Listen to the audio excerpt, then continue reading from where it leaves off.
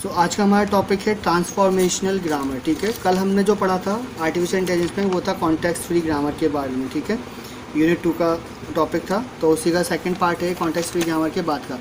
तो transformational grammar क्या होती है? These are the grammars in which the sentence can be represented structurally into two stages, obtaining different structures from sentences having the same meaning is undesirable in language understanding systems। so ये क्या करता है, ये जो है structure होता है 2 stages में। ठीक है, तो यहाँ पर डिफरेंट स्ट्रक्चर्स हैं सेंटेंसेस के, लाइक सेम मीनिंग रहेगा पर वो 2 तरह से लिखा जाता है। ठीक है, obtaining different structures from sentences having the same meaning is undesirable in language understanding systems। तो यहाँ पर वही है कि 2 सेंटेंस लिखे गए हैं एक ही सेंटेंस के। ठीक है,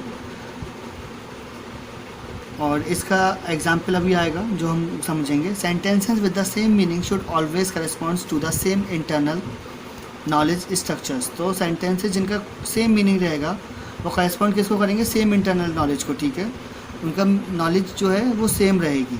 इन one stage the basic structure of the sentence is analyse to determine the grammatical constituents part and in the second stage just the voice words of the first one.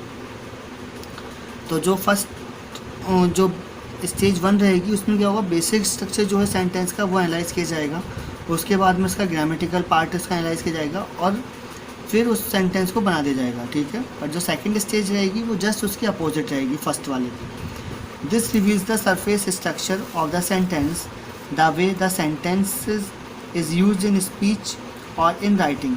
तो ये क्या है, ये रिवील करता है सरफेस स्ट्रक्चर उस sentence का। ठीक है, किस वे में हम सेंटेंस को यूज़ कर रहे हैं, लाइक बोलते टाइम पे किस तरह से और लिखते टाइम पे हम किस तरह से लिख रहे हैं। ठीक है, alternatively we can also say that application of the transformation rules can produce a change from passive voice to active voice and vice versa. Let us see the structure of a sentence. तो यहाँ पर कह सकते हैं कि जो transformational rules हैं उससे क्या होगा, चेंज होगा एक सेंटेंस एक्टिव वॉइस से पैसिव वॉइस में। ठीक है, और पैसिव वॉइस है एक्टिव वॉइस के अंदर। तो इसका हम एग्जांपल देख लेते हैं स्ट्रक्चर के थ्रू कैसे होगा। तो ये एग्जांपल है, Ram is eating an apple. ठीक है, एक्टिव वॉइस में है, तो अब पैसिव क्या बनेगा, an apple is being eaten by Ram. ठीक है, तो ये पैसिव वॉइस बन गया। तो यहाँ पर जैसे हम इसका ट्रांसफॉर्मेशन करेंगे तो किस टाइप से होगा, Ram is eating an apple. तो ये हमने यहाँ पर लिख लिया।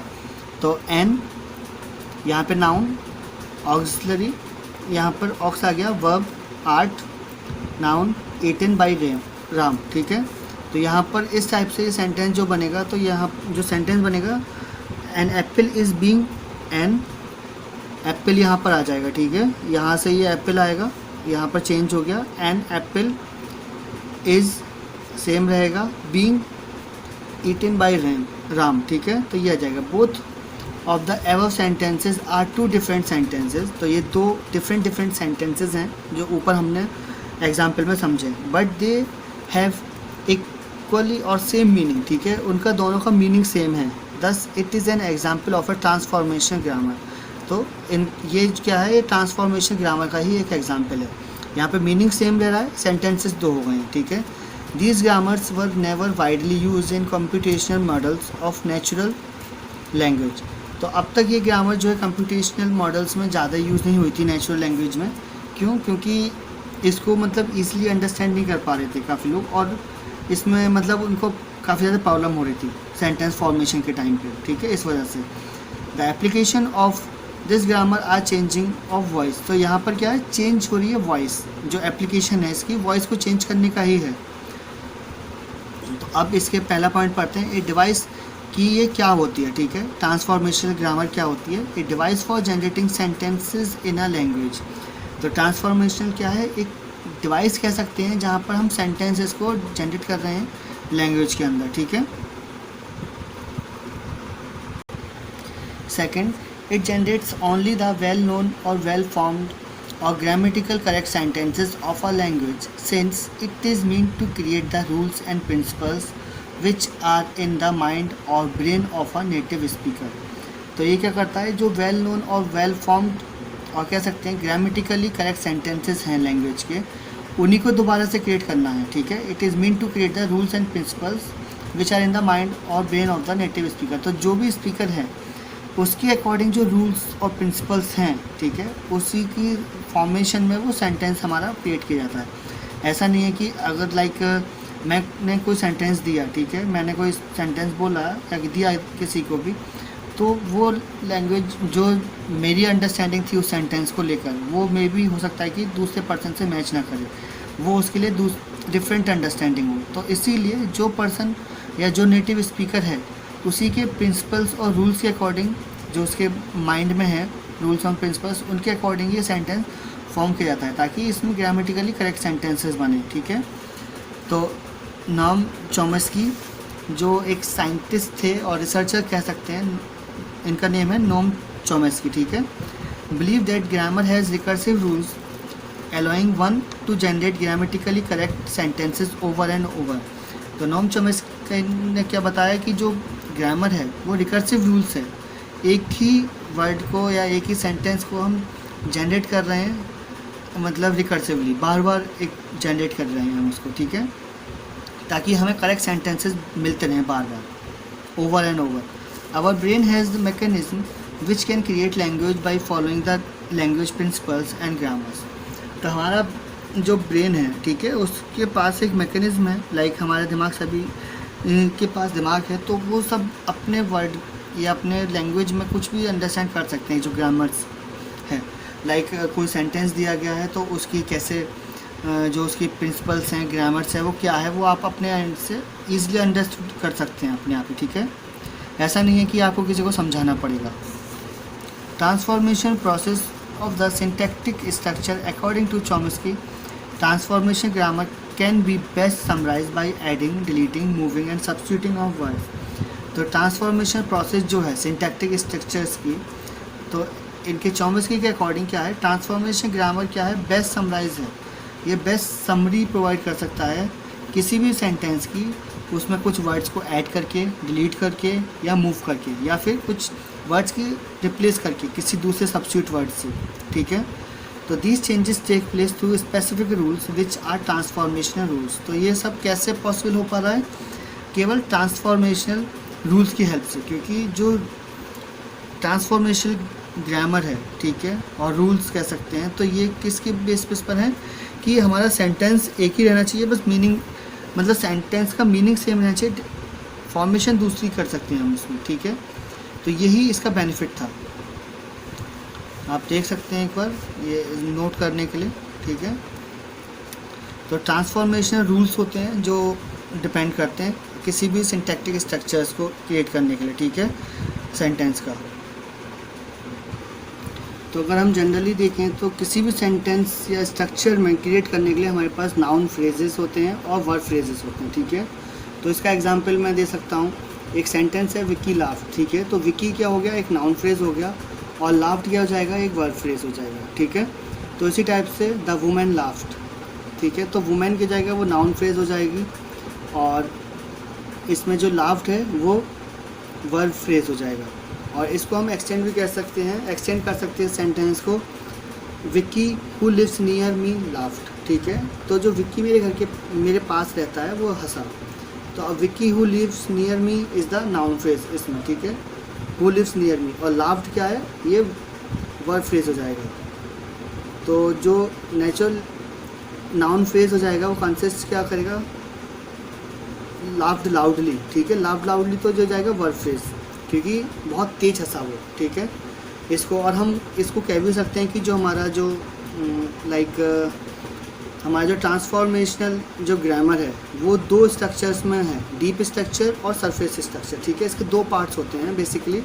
तो डीप स्ट्रक्चर क्या होते हैं, are the input to the semantic components, ठीक है, तो ये क्या करते हैं, डीप स्ट्रक्चर जो है सिमेंटिक कंपोनेंट्स के ही पार्ट है। इसको मैं लिख देता हूँ यहाँ पर, तो ट्रांसफॉर्मेशनल ग्रामर, ठीक है। अब राइटिंग थोड़ा गंदा रहेगा, आप लोग बियर कीजिएगा थोड़ा सा, क्योंकि मैं यहाँ पर आपको एकदम अभी समझा रहा हूँ, ठीक है। तो इसके दो पार्ट्स होते हैं, एक होता है सरफेस और एक होता है डीप, ठीक है। तो जो डीप स्ट्रक्चर होगा वो क्या होगा, डीप स्ट्रक्चर कह सकते हैं input to the semantic components, ठीक है, input to the semantic components. अब ये क्या करेंगे, जो इसके साउंड को डिस्क्राइब करेंगे, ठीक है, साउंड ब्रैकेट में लिख देता हूँ मैं साउंड, और जो सरफेस स्ट्रक्चर होगा, ठीक है, सॉरी ये जो है, हाँ ये वाला जो है ये सरफेस, यहाँ पर सरफेस आएगा क्योंकि मैंने जो एक्सप्लेन किया है ये सरफेस का आपको कर दिया है, यहाँ पे डीप रहेगा। तो सरफेस क्या करें, सीमेंटिक कंपोनेंट्स को डिनोट करेगा जो इनके साउंड को बताएगा, और जो डीप स्ट्रक्चर होगा वो, एक मिनट ये आपका गलत हो गया है, सीमेंटिक कंपोनेंट्स डीप,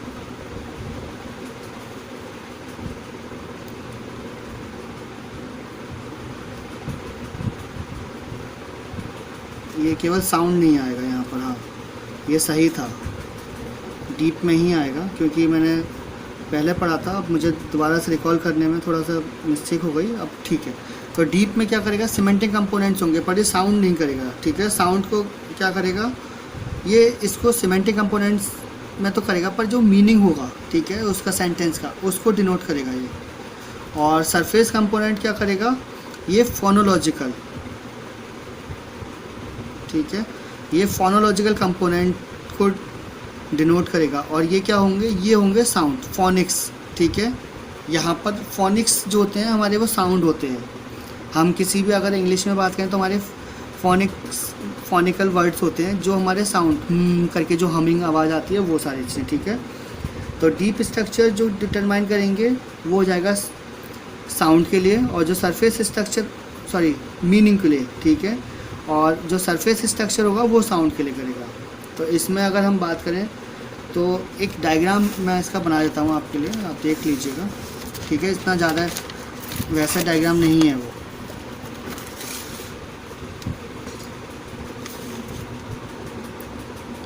तो यहाँ पर फोनोलॉजी रहेगा,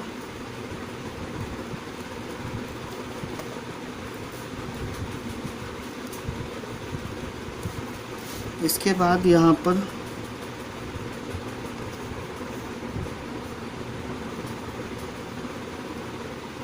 अब इसके बाद हम यहाँ पर स्प्रिंग टाइप से करेंगे कुछ,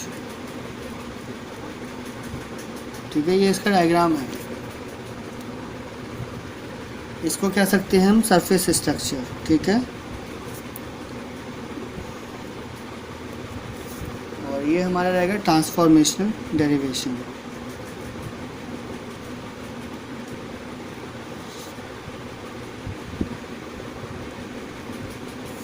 और यहाँ पर ये रहेगा डीप स्ट्रक्चर, और ये सिमेंटिक्स यहाँ से,